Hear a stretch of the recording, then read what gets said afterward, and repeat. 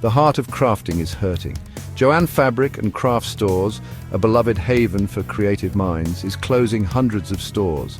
This news hits hard for folks in 49 states. Imagine a map of the US practically painted with the sadness of these closures. Nearly 500 stores are shut in their doors. That's like saying goodbye to an old friend in almost every state. These stores weren't just places to buy yarn or fabric. They were gathering spots for communities, places where folks shared ideas and inspiration.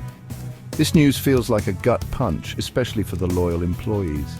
These folks greeted you with a smile and helped you find the perfect shade of blue thread. The impact on their lives is huge, and it's a story we can't ignore. Many small towns relied on these stores and now face the struggle of filling empty buildings and supporting those who've lost jobs.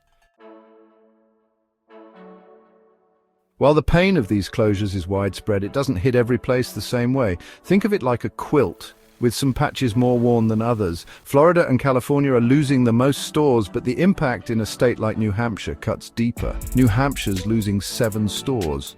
That might not sound like a lot, but it's a big deal for a smaller state. It's like losing 1 store for every 165,000 people. In Texas, those 18 closures are spread out over a much bigger population. California's story is its own tapestry of loss. Most of the shutdowns are happening in the southern part of the state, especially around Los Angeles. Florida's closures are more spread out like scattered beads on a string. Then there's the Great Lakes region. Picture a storm cloud hanging over the area, especially near Detroit and Chicago. Almost 200 stores are closing in those parts, leaving a void in the crafting community.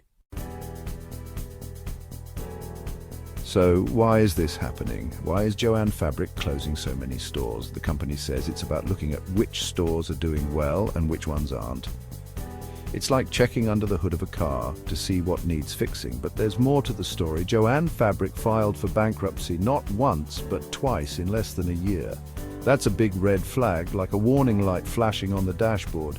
It means the company is facing some tough financial times. Maybe online shopping is partly to blame. It's just so easy to click and buy these days. But for a lot of folks, going to Joann Fabric was about more than just buying stuff. It was an experience.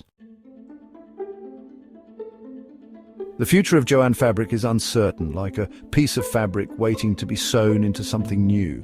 The company is hoping that by closing these stores, it can focus on the ones that are doing well. But what about the people and communities left behind? What about the employees who poured their hearts into their jobs? There are no easy answers. This is a time for communities to come together, to support local artists and crafters. Maybe this is an opportunity for smaller craft stores to flourish. It's a chance to reinvent and rebuild, to stitch together a new future for crafting.